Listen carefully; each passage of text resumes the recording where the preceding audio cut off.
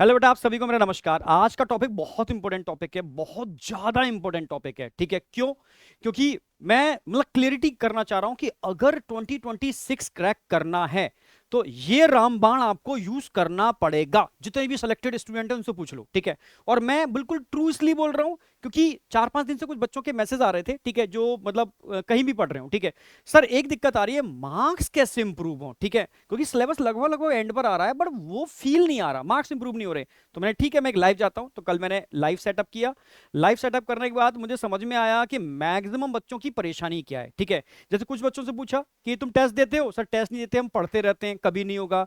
कई बच्चों ने कहा सर टेस्ट तो देते हैं, ठीक है, पर टेस्ट दे करके मैंने एनालिसिस करते हो? सर एनालिसिस नहीं करते, ठीक है। तो मैंने पूछा एनालिसिस क्यों नहीं करते? कई बच्चे कह रहे हैं सर टाइम वेस्ट होता है एनालिसिस के अंदर। और मैक्सिमम बच्चों ने कहा सर एनालिसिस करते कैसे हैं सर, यही क्लियरिटी नहीं है, ठीक है। क्योंकि कुछ लोगों ने मतलब कहा कि एनालिसिस बहुत जरूरी है, बहुत जरूरी है, ठीक है। बट एक्चुअल में सिंपल वे क्या एनालिसिस का जिसमें हम कर पाए, कंफ्यूजन ना हो। सर कोई सिंपल वे बता दीजिए एनालिसिस का कि कोई भी बच्चा उस एनालिसिस के अंदर अपना डेटा इनपुट करे और रिजल्ट मिल जाए, और वो 3 4 5 टेस्ट के बाद उसको इंप्रूवमेंट नजर आए। तो पहले ध्यान रखना, एनालिसिस का रिजल्ट बहुत बेहतर होता है, पर पहले पहले टेस्ट के अंदर जादू नहीं होगा। समझ में आया? मतलब पहली एनालिसिस के अंदर जब आप 3 4 एनालिसिस करते हो ना, ठीक है, तो मैं 100% कहता हूं, लिख के दे सकता हूं कि जादू होना चालू हो जाएगा। कम से कम 4 एनालिसिस करनी पड़ेंगी आपको फुल मॉक टेस्ट पेपर की, गारंटी रिजल्ट आएगा, गारंटी आएगा। आज मैं क्या कर रहा हूं, ठीक है, बिल्कुल देसी तरीके से, बिल्कुल देसी तरीके से कि मैंने टेस्ट दिया, एक देसी बच्चे ने टेस्ट दिया, उसको कोई कोई साइंटिफिक साइंटिफिक नहीं जानता वो कुछ भी, ठीक है। वो देसी तरीके से टेस्ट देने गया, टेस्ट देकर के बैठा। अब सर मुझे एनालिसिस करनी है 1 से 2 घंटे के अंदर पूरे मॉक टेस्ट पेपर की, ठीक है। अब मैं कैसे करूं? देसी तरीके से, ठीक है। अब बिल्कुल देसी तरीके से बात कर रहा हूं। एग्जैक्ट मैं 10 मिनट लूंगा, 10 मिनट के जो लास्ट का टाइम होगा उसमें मैं कंक्लूड करूंगा, एक सिंगल टेबल दूंगा आपको, उसमें डेटा इनपुट करना है, रिजल्ट बाहर, ठीक है।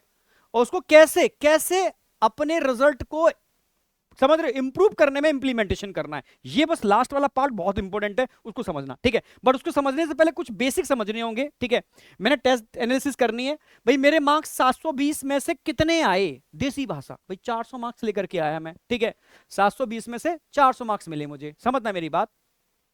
अब 400 मार्क्स मेरे को जो मिल रहे हैं बेटा, इन 400 मार्क्स में क्यों मिल रहे हैं? क्योंकि मैंने दो काम किए होंगे, क्वेश्चन गलत किए हैं या क्वेश्चन अटेम्प्ट ही नहीं किए मैंने। अच्छा, क्वेश्चन गलत क्यों हुए होंगे मेरे पास? भाई या तो मेरे कंसेप्ट गैप था, मुझे कंसेप्ट आता ही नहीं है इसलिए मेरा क्वेश्चन, ठीक है, रॉन्ग क्वेश्चन हो गया। तुक्का मारा था मैंने सर, ठीक है। यदि भगवान का नाम लेकर के बस जय राम जी की जय शिया राम, ठीक है, उठा के तुक्का मारा मैंने, ठीक है। सर सिली मिस्टेक हो गई सर, भाई 50 तरह की तो सिली मिस्टेक होती है, कई सिली मिस्टेक तो बच्चे के अकॉर्डिंग होती है, ठीक है। और सर टाइम मैनेजमेंट नहीं कर पाया, ठीक है सर, इसलिए मेरा क्वेश्चन रॉन्ग हो गया। हाँ भाई, अनअटेम्प्ट क्वेश्चन का मतलब है लैक ऑफ नॉलेज, कि भैया मुझे आता ही नहीं था इसलिए मैंने अटेम्प्ट ही नहीं किया। देसी तरीका यही तो होगा भाई। मैक्सिमम बच्चों से बात करके मुझे ये समझ में आया, ठीक है। अगर मेरे 720 में से 400 मार्क्स आ रहे हैं, ठीक है, तो मैं इन 400 मार्क्स को कैसे कैसे इंप्रूव करूं? ये इनको इंप्रूव करना होगा। तो पहले समझना, कॉन्सेप्ट गैप है तो कॉन्सेप्ट इंप्रूव करना पड़ेगा, ठीक है।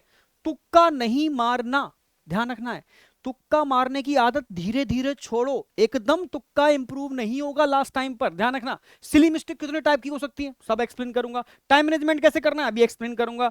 और नॉलेज को इंप्रूव कैसे करना है, टेस्ट कैसे आपके कंसेप्चुअल चीजों को इंप्रूव करने में हेल्प करेगा, गारंटी में दे रहा हूं, ठीक है। अब देखो फटाफट, टाइम नहीं लूंगा, सबसे पहले सिली मिस्टेक की बात कर रहा हूं, ठीक है। अब मैक्सिमम बच्चों की सिली मिस्टेक क्या मिलेगी, ये नोट कर लेना। एक नोटबुक सबको बनानी है, मैं बता दूं, पतली सी ऐसी एक नोटबुक बनानी है।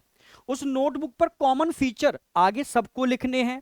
फिर जो भी टेस्ट दोगे, टेस्ट का, ठीक है, डेट, टेस्ट किस चीज का है, उस टेस्ट के टॉपिक कौन कौन से हैं, ये मेंशन करोगे हर टेस्ट का, ये प्रॉमिस करो कमेंट में, मुझे प्रॉमिस चाहिए। इसके बाद अगर प्रॉमिस करते हो सर मैं हर टेस्ट की एनालिसिस करूंगा चाहे टाइम कितना भी जाए, मैं सच कह रहा हूं, इंप्रूवमेंट ना मिले तो मुझे बताना, क्योंकि टेस्ट की एनालिसिस आपकी उन कमियों पर फोकस कराएगी जो आप एक्चुअल में कर रहे हो, पर टाइम वेस्ट नहीं होगा, ये ध्यान रखना है मेरी बात। देखो, not correct, except correct, incorrect, इसमें कुछ बच्चे गड़बड़ कर रहे थे, सिली मिस्टेक जो हो रही थी, ठीक है। यूनिट, ठीक है, मिस्टेक, जैसे सेंटीमीटर मीटर, जल्दी जल्दी के अंदर का यूनिट नहीं समझ पाए, कुछ समझे कुछ कर गए, ठीक है, कुछ बच्चों ने बताया ये, ठीक है। ठीक है, दूसरा, ठीक है, जैसे करेक्ट विदाउट, सॉरी, हाँ, correct without reading all option. कई बच्चों ने कहा कि यार ये मतलब उनको लगा 2-3 ऑप्शन पढ़े, यार यही ऑप्शन होगा, उठा के पहले में तीसरे में से पहला ही जो उनको समझ में आया मार दिया, चौथा ऑप्शन पढ़ा ही नहीं उन्होंने। ठीक है, तो ये नहीं करना है। ठीक है, चारों ऑप्शन पढ़ के क्लिक करना है। ओएमआर फिलिंग, बहुत सारे बच्चे अभी भी सोचो ओएमआर फिलिंग में गलती करते हैं, प्रॉपर बबल नहीं भर रहे हैं। ठीक है, या उनको ये नहीं समझ में आ रहा है कि मैं ओएमआर कितनी कितने क्वेश्चंस की करूं। ठीक है, पहले बायोलॉजी के क्वेश्चन कवर करने चाहिए अगर बायो कर रहे हो। ठीक है, जूलॉजी के पूरे कर लो, या 10-10 की रो बना लो, एक एक रो को कवर करते जाओ। ठीक है, तो ओएमआर फिलिंग के अंदर बच्चा बहुत गड़बड़ कर रहा है। ठीक है, ओवर थिंकिंग, ईगो और पैनिक, ये बड़े कॉमन स्टेप देखने को मिले मुझे डिस्कशन करने के बाद। एक बच्चा कह रहा सर मैं इस क्वेश्चन के अंदर ओवर थिंकिंग कर गया, सिंपल क्वेश्चन था गलत कराया। ये नहीं करना है आपको, बिल्कुल एनसीईआरटी फॉलो करो, नोट्स फॉलो करो। ओवर थिंकिंग के चक्कर में नहीं पढ़ना बेटा। जिस क्वेश्चन में लग रहा है ओवर थिंकिंग करने पड़ रही है, छोड़ दो उसको। ईगो, एक बच्चा था इस साल नीट के अंदर, इतना ईगो था उसके अंदर, मैंने फिजिक्स बहुत पढ़ी थी उसने, मैं फिजिक्स का धुरंधर हूं। ठीक है, और इस बार क्या कर गया, सेलेक्ट हो जाता, बहुत अच्छी रैंक से सेलेक्ट हो जाता, पर ईगो के चक्कर में उसकी ये साल बर्बाद हो गई। ठीक है, कभी ईगो मत आने देना अपने ऊपर। ठीक है, अब ईगो क्या थी भाई, उसने कहा सर मैंने फिजिक्स बहुत पढ़ी थी, बहुत पढ़ी थी, तो पहले मैंने फिजिक्स अटेम्प्ट की, और फिजिक्स अटेम्प्ट की तो फिजिक्स ने मैंने फिजिक्स की पर मेरा मैक्सिमम टाइम फिजिक्स खा गई, और मैं इतना हॉपलेस हो गया कि केमिस्ट्री और बायो मेरी पूरी पड़ी है, और वो मेरा छूट गया सर, और मैं इतना डिप्रेशन, क्योंकि मैं कर सकता था, क्योंकि बच्चा अच्छा था वो। ठीक है, पर ईगो के चक्कर में उसकी 1 साल चलेगी। ईगो कभी मत करना। ठीक है, आपको कोई भी सब्जेक्ट कितना भी आता हो, एक सिस्टम पैटर्न फॉलो करो, इसलिए टेस्ट बहुत जरूरी है। इस पैटर्न को सेट करने के लिए पहले मुझे बायो करनी है, फिर मुझे केमिस्ट्री करनी है, फिर मुझे फिजिक्स करनी है। ठीक है, क्योंकि हर क्वेश्चन का मार्क्स 4 है, हर क्वेश्चन के फिक्स मार्क्स हैं, तो किसी को हल्का क्यों ले रहे हो। ये देखो कि कम टाइम के अंदर हाईली कॉन्फिडेंस के साथ मैं मैक्सिमम क्वेश्चन कौन से सॉल्व कर सकता हूं। बायो, तो पहले बायो को कवर करो। ठीक है, अच्छी तरीके से, फिर केमिस्ट्री, फिर लास्ट में फिजिक्स। क्लियर बिल्कुल, और पैनिक नहीं होना है। ठीक है, कभी कभी क्या ना, टाइम मैनेजमेंट नहीं होता, इतने पैनिक, इतने प्रेशर में आ जाते हैं, आती हुई चीजें गड़बड़ हो जाती हैं, और फिर बाद में उसको देते हैं तो कर लेते हैं। तो इसका प्रैक्टिस से आएगा, ये समझ में आया। ठीक है, क्वेश्चन लैंग्वेज, कई क्वेश्चन बच्चों ने कहा सर क्वेश्चन लैंग्वेज ही नहीं समझ में आया, तो बड़ा क्वेश्चन था, यहां पढ़ रहे हैं पीछे बोल रहे हैं। ठीक है, तो ऐसे क्वेश्चन धीरे धीरे प्रैक्टिस से आ जाते हैं। ठीक है, आप सार समझ लिया करो भाई, ये क्वेश्चन पढ़ा, ये मतलब है, ये मतलब है, समझते जाओ, करते जाओ, तो उसको करो। ठीक है, ये दिक्कत आ रही है, प्रैक्टिस से आएगी, और एआर टोटली प्रैक्टिस से आएंगे, क्योंकि पहला ऑप्शन दूसरा ऑप्शन, ठीक है, बस उसी में गड़बड़ होती है, ये प्रैक्टिस से आ जाएगा। तो ये कॉमन मिस्टेक्स हैं, अब आपको ये अपनी नोटबुक में लिखना है आपकी कौन सी मिस्टेक्स है, या इसके अलावा कोई और मिस्टेक करते हो तो वो मेंशन करो अपनी नोटबुक में, ये कॉमन लिख दी है मैंने सारी की सारी। ठीक है, अब आगे आता है टाइम मैनेजमेंट। भाई ये टाइम मैनेजमेंट बहुत जरूरी है। टोटल कितने क्वेश्चन आपको करने हैं, 180। भाई 3 घंटे का टाइम मिलेगा, 180 मिनट, तो पर क्वेश्चन टाइम कितना मिला आपको, 1 मिनट। भाई 1 मिनट, ये दिमाग में सेट होना चाहिए, नहीं कि पहले पसार के फैल के बैठ गया, पहले आराम से फिजिक्स करूंगा। ठीक है, अच्छा कितना भी टाइम आया है, फिर मैं उठा के केमिस्ट्री करूंगा आराम से, कितना भी टाइम आया, फिर मैं लास्ट में बायोलॉजी करूंगा। भाई 4 घंटा लग जाए, 5 घंटा, वही घर की खेती है क्या, ये प्रैक्टिस करनी पड़ेगी 2.5 घंटे में पेपर करने की। इसमें ओएमआर भी भरनी है, इसके अंदर पेपर की भी सारी फिलिंग भरनी है, इसमें जो एग्जामिनर आता है, ठीक है, जो इन्विजिलेटर होता है, उसकी भी सारी फॉर्मेलिटीज करनी है। भाई ये प्रैक्टिस में लेकर के आओ, नहीं तो उस लास्ट वाले दिन गड़बड़ हो जाएगी। ठीक है, तो अब मैंने उसको डिवाइड कर दिया है, ये स्टैंडर्ड आपको लेके चलना है। 3 घंटे का टाइम मिलेगा, बायोलॉजी को 45 मिनट देने, ठीक है, केमिस्ट्री को 45 मिनट देने, फिजिक्स को 60 मिनट देने, 1 घंटा पूरा। ठीक है, 30 मिनट बचेंगे, 30 मिनट ओएमआर फिलिंग के अंदर चाहिए, इसकी प्रैक्टिस करनी है आपको। ठीक है, अब 45 मिनट के हिसाब से आपको पर क्वेश्चन लगभग 30 सेकंड मिल रहा है, यानी आधा मिनट के अंदर आपको एक क्वेश्चन करना है। ठीक है, यहां पर लगभग 1 मिनट के अंदर आपको एक क्वेश्चन करना है, और यहां लगभग, ठीक है, कह सकते हो 75 सेकंड, यानी 1 मिनट से ज्यादा, ठीक है, आपको टाइम मिल रहा है। इसमें आपको क्या करना है, लगभग एक क्वेश्चन करना है, ये प्रैक्टिस करनी पड़ेगी। और प्रैक्टिस के लिए आपको क्या करना होगा, मॉक टेस्ट देने पड़ेंगे मेरे भाई। मॉक टेस्ट नहीं देगा इंप्रूवमेंट नहीं होगा, तू कितना भी पढ़ ले, कितना भी पढ़ ले, मास्टरी कर ले, मॉक टेस्ट नहीं देगा, पॉसिबल ही नहीं है। हाँ, मॉक टेस्ट से प्रैक्टिस बढ़ेगी, और कमियों को इंप्रूव करने के लिए एनालिसिस, उसका वे मैं बता रहा हूं, समझ में आ गया। टाइम मैनेजमेंट का क्या करना है, सिली मिस्टेक तुम क्या करते हो उसमें से ढूंढ लो। अब आ जाओ देसी तरीके से, मैं टेस्ट देने गया, पहला टेस्ट है मेरा, ठीक है, अभी मैं पार्ट टेस्ट दे रहा हूँ, ठीक है, फुल टेस्ट नहीं दे रहा, मान लो, क्योंकि पहला टेस्ट मैंने यही लिया है अभी, पहले बायोमोलिक्यूल कराया, ब्रीदिंग कराया मैंने। ठीक है, सब्जेक्ट लिखा मैंने बायोलॉजी, अगर मॉक टेस्ट है तो भाई लिख दो फिजिक्स केमिस्ट्री जूलॉजी बॉटनी, जो भी है सबका अलग अलग भी कर सकते हो।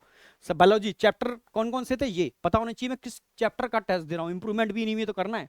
टोटल क्वेश्चन कितने हैं, 90, मार्क्स कितने हैं, 360। अब एक सिंगल स्लाइड लेकर के आया हूं मैं, सिंगल स्लाइड, बस ये ध्यान रखना है। आपको ये बनानी है और कुछ नहीं करना, मैं 100% कह रहा हूं इंप्रूवमेंट होगा। ठीक है, ये आपकी मिस्टेक नोटबुक है, ठीक है, उसमें मेंशन करोगे। ठीक है, टेस्ट नंबर 1 है और टेस्ट की एनालिसिस तुरंत करनी है, टेस्ट देने के बाद सेम डे एनालिसिस करनी है, चाहे थोड़ा बहुत गैप हो जाए, क्योंकि सेम डे एनालिसिस करोगे तभी एक्चुअल में आप हर चीज को रिकैप कर पाओगे, नोट कर पाओगे। समझ में आया? ये जरूरी है, सेम डे, टालना नहीं है इसको, टाला तो गया। ठीक है, अब सबसे पहले एक कॉलम बनाओगे, डेट, किस डेट को टेस्ट दे रहे हो, क्योंकि इस नोटबुक में एक एक टेस्ट की एंट्री होनी चाहिए, एक एक टेस्ट की एंट्री होनी चाहिए। भाई किसका टेस्ट दे रहे हो? सिर्फ बायोलॉजी का टेस्ट दे रहे हो तो आपको पता होना चाहिए कौन कौन से चैप्टर हैं इस टेस्ट के अंदर, मेंशन करो। सिर्फ आपको एक टेबल बनानी है हर टेस्ट के बाद, हर टेस्ट के बाद एक टेबल बनानी है, कौन कौन से चैप्टर हैं उसमें मेंशन कर दो। ठीक है, अब आपने जैसे सपोज बायोलॉजी की मैं एग्जांपल की बात कर रहा हूं, ऐसे फिजिक्स और केमिस्ट्री का भी आपको अलग अलग पेज पर बनाना है। तो बायोलॉजी में 360 में से कितने मार्क्स मिले आपको? 20, सॉरी, नॉन अटेम्प्ट क्वेश्चन, कितने नॉन अटेम्प्ट क्वेश्चन थे? 20, कितने में से? 360 क्वेश्चन, 360 मार्क्स के थे। अच्छा मैंने मार्क्स लिख दिए, ठीक है, ओके, कोई नहीं, ठीक है, 360 में से आप 20, यानी नंबर आपने गड़बड़ कर दिए। ठीक है, यानी मान के चलो, अच्छा मैं क्वेश्चन लिख देता हूं, कोई दिक्कत नहीं, 360 मतलब 180, मैं इसको 180 क्वेश्चन कर देता हूं तो समझ में आ जाएगा आपको अच्छी तरीके से। ठीक है, हाँ बायोलॉजी है 180, सॉरी 90, जूलॉजी बॉटनी दोनों मिला दो, इधर भी 90, जूलॉजी बॉटनी दोनों मिला दो। ठीक है, मैंने इस तरीके से कर दिया, कोई दिक्कत नहीं है। ठीक है, तो 90 में से 20 क्वेश्चन, 90 में से 20 क्वेश्चन आपने किए या अटेम्प्ट ही नहीं किए, नॉट अटेम्प्ट क्वेश्चन, ये जरूर लिखने हैं आपको, रेशियो पता होना चाहिए कि हर बार किस टेस्ट में कितने आपने अटेम्प्ट नहीं किए और कितने रॉन्ग किए। रॉन्ग हो जाए कोई बात नहीं है, रॉन्ग हो जाए कोई बात नहीं है, मैं फिर से बोल दे रहा हूं, पर समझना मेरी बात, सॉरी मैं उल्टा बोल गया। ठीक है, अटेम्प्ट ना करो तो कोई बात नहीं है, पर रॉन्ग नहीं होनी चाहिए, क्योंकि रॉन्ग आपको नेगेटिव की तरफ लेके जाता है। ठीक है, समझ में आया? रॉन्ग आपको नेगेटिव की तरफ लेके जाता है, तो ध्यान रखना, नॉन अटेम्प्ट चलेगा, ये नंबर कम ना हो चलेगा, पर ये नंबर मुझे कम करना है हर कीमत पर, क्योंकि इससे नेगेटिव हो जाएगा मेरा। ठीक है, तो सिंपल सी बात है, ये आपको पहले मेंशन करना है कि यार मैंने कितने अटेम्प्ट नहीं किए और कितने मुझसे गलत हो गए, ये तो दो मेन बड़ी प्रॉब्लम है। ठीक है, अब इन क्वेश्चन को लिखो, नोट करो कौन कौन से क्वेश्चन नंबर है इस टेस्ट नंबर 1 के। ठीक है, जो इन टॉपिक का, जिन टॉपिक का टेस्ट है, भाई ये क्वेश्चन नंबर 1 होगा, क्वेश्चन नंबर 9 होगा, मानो क्वेश्चन नंबर 10 होगा, मानो क्वेश्चन नंबर 15 होगा, एटसेट्रा। ठीक है, इन क्वेश्चन को लिखना, जब रिवीजन करूंगा तब ये काम आएंगे। एक हफ्ते में मुझे एक बार इन क्वेश्चन को रिवाइज करना है हर कीमत पर, हर हालत में, जो मेरे से गलती, जो मैंने अटेम्प्ट नहीं किए, नॉट, ठीक है, नॉन अटेम्प्ट क्वेश्चन। ठीक है, अब जब मैंने देख लिए, लिख लिए, फिर इनको एनसीईआरटी पढ़ता, नोट्स पढ़ते कि मैंने आखिर अटेम्प्ट क्यों नहीं किया, क्योंकि मुझे आते नहीं है, लैक ऑफ नॉलेज। ठीक है, जो भी है तो उसको मैं अपने नोट्स के अंदर, ठीक है, मेंशन करूंगा नोट्स के अंदर उन कंसेप्ट को, उन एनसीईआरटी की लाइन को जो मैंने अटेम्प्ट नहीं की, मुझे लगता था चैप्टर मुझे आता है। ठीक है, मैं टेस्ट भी देने बैठा। ठीक है, पर हाँ वास्तव में ये कंसेप्ट और ये एनसीईआरटी की लाइनें मुझे नहीं आती थी, तो मैंने मेंशन की हैं, हाल की हाल अपनी नोटबुक निकाली, अपनी जो अपनी नोट्स हैं, जो आपके पढ़ाई वाले नोट्स हैं, उनमें मेंशन कर दी मैंने, अलग कलर से, कलर इंडिकेशन दिया मैंने अलग कलर से। जो टेस्ट दिया था, टेस्ट में टेस्ट वाले क्वेश्चन होते हैं ना, उनको अलग कलर से मेंशन करो। आपके एक नॉर्मल नोट्स बने हुए, कलर चेंज करो, उन अलग कलर से लिखो, जब भी आप रिवीजन करोगे यार अलग कलर से लिखा है, यानी ये मैंने टेस्ट की एनालिसिस के बाद इस पॉइंट को ऐड किया है मैंने। ठीक है, ये ध्यान रखना है आपको। अब मैंने रॉन्ग क्वेश्चन किए, मानो 90 में से 15 क्वेश्चन तो मैंने गलत ही कर दिए। ठीक है, गलत ही कर दिए, ये मुझे कंट्रोल करना है यार, ये मेरे नेगेटिव की तरफ लेके जाएंगे। हाँ, गलत क्यों किए? कंसेप्ट गैप था, सिली मिस्टेक कितने टाइप की हो सकती है बता दी मैंने, तुक्का नहीं लगाना है, तुक्का नहीं लगाना है। ठीक है, फॉर्मूला मिस्टेक थी, कैलकुलेशन मिस्टेक थी और लैंग्वेज प्रॉब्लम थी, ये बहुत बेसिक चीजें हैं जिसके अंदर आपको क्या करना है, इनको देखना है, लिखना है कौन कौन से क्वेश्चन ऐसे थे जो कंसेप्चुअल गैप थे, कितने क्वेश्चन में आपने तुक्का लगाया, कितने क्वेश्चन में कौन कौन से फॉर्मूला मिस्टेक हुए थे। ठीक है, कैलकुलेशन कौन सी आपसे नहीं हुई थी, किस क्वेश्चन में लैंग्वेज प्रॉब्लम थी, उनको मेंशन कर लो। ठीक है, इनमें जो आपको लग रहा है नोटबुक में मुझे ऐड करने हैं कंसेप्ट फॉर्मूले, ठीक है भाई, कंसेप्ट फॉर्मूले इनको तो ऐड कर सकते हो ना अपने, तुरंत उन एनसीईआरटी लाइंस, फॉर्मूले, कंसेप्ट को अपने नोट्स में फिर से ऐड करो, फिर से ऐड करो। बस मैं फोकस इन्हीं दो पे करना है आपको, जो अटेम्प्ट नहीं किए, जो गलत हो गए। ठीक है, इनको नोट करो और कसम खा लो कि सेम टॉपिक का अगला जो टेस्ट होगा, मैं इन सबको पढ़ के जाऊंगा। ठीक है, और इनको फिर से रिपीट नहीं करूंगा, चाहे कुछ भी हो जाए। 7 दिन में एक बार मैं इनको एक बार रिवीजन करूंगा इन क्वेश्चन का, जिन पे मैंने सर्किल खींचे हैं, सर्किल पेपर पर सर्किल भी खींच सकते हो या लिख भी सकते हो, ये एनालिसिस है आपको। और बिफोर टेस्ट जो भी मुझसे सिली मिस्टेक है, जो जो मुझसे गलतियां हुई थी, एक बार मैं पलटूंगा तब टेस्ट में बैठूंगा। मैं गारंटी कह रहा हूं, जब आप ये कसम खा लोगे ना, अपने से प्रॉमिस कर लोगे कि मैं सिर्फ इतनी चीज को फॉलो करूंगा, अब तुम देखो तुम्हारी नोटबुक चेंज होती जा रही है, तुम्हारा ब्रेन का कंसेप्ट चेंज होता जा रहा है, तुम्हारी नोटबुक के अंदर ये पॉइंट्स ऐड होते जा रहे हैं जो एक्चुअल में आपकी कमी थी, जो कमजोरी थी, वो धीरे धीरे ऐड हो रही है। मैं गारंटी दे रहा हूं, किसी भी एक टॉपिक की अगर आपने 4 टेस्ट दे लिए, तो उस टॉपिक से रिलेटेड, उस चैप्टर से रिलेटेड सारी सारी वीकनेस तुम्हारे नोट्सों के अंदर होगी। और जब भी रिवीजन मारोगे, नोट्सों का मारोगे, यानी अब तुम्हें टेंशन नहीं है कि तुमने इतने मॉक टेस्ट दिए थे, सारी कमियां तुम्हारी नोटबुक में आ चुकी हैं। ठीक है, बस जो सिली मिस्टेक नोटबुक है उसमें तो ये देखोगे कि भाई रिवीजन जब करोगे ना कुछ 7 दिन बाद, कि मैंने ये कर लिया था, ये कर लिया, इसका भी कर लिया, इसका भी कर लिया, इसका भी कर लिया। इट्स ओके, मैं कर चुका हूं, 7 दिन में एक बार रिवीजन कर चुका हूं, तो मेरी मेमोरी परफेक्ट हो चुकी है।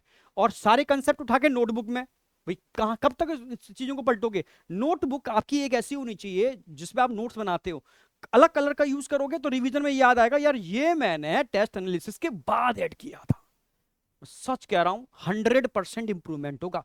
सिंपलीफाई किया है मैंने, बहुत कॉम्प्लेक्स चीजें थी उनको हटा करके सिंपलीफाई कर दिया। सिर्फ आपको इतना करना है, कुछ नहीं करना है, इतना करना है। ठीक है, बस अपनी सिली मिस्टेक को पहचान लो और कसम खाओ, प्रॉमिस करो, ठीक है, कि मैं अब ये सिली मिस्टेक दोबारा नहीं करूंगा, क्योंकि भूलोगे तुम। ठीक है, हर टेस्ट के बाद भूल जाओगे मैंने क्या गलती की थी, इसलिए टेस्ट से पहले अपनी कसम, अपनी गलतियां उनको दोहराओगे कि यार अब नहीं करूंगा, अगले में फिर नहीं करूंगा, अगले में फिर नहीं करूंगा, तो धीरे धीरे रिड्यूस होंगी। पर ध्यान रखना, पहले एनालिसिस से जादू नहीं होगा, कम से कम 3 4 5 एनालिसिस करोगे ना, तब तुम धीरे धीरे इंप्रूवमेंट देखोगे। भाई पहली दवा की डोज खाने से थोड़ी ना मैं सही हो जाऊंगा, जब रेगुलर में 4 5 दिन डोज को कंटिन्यू करूंगा, मेंटेन करूंगा, और ये नहीं सोचूंगा कि टाइम वेस्ट होगा, ये सोचूंगा ये टेस्ट जितना कंपलसरी है उतना एनालिसिस कंपलसरी है, क्योंकि एनालिसिस नहीं करूंगा तो मेरी कमियां मुझे पता नहीं चलेंगी और मैं अपने को इंप्रूव नहीं कर पाऊंगा।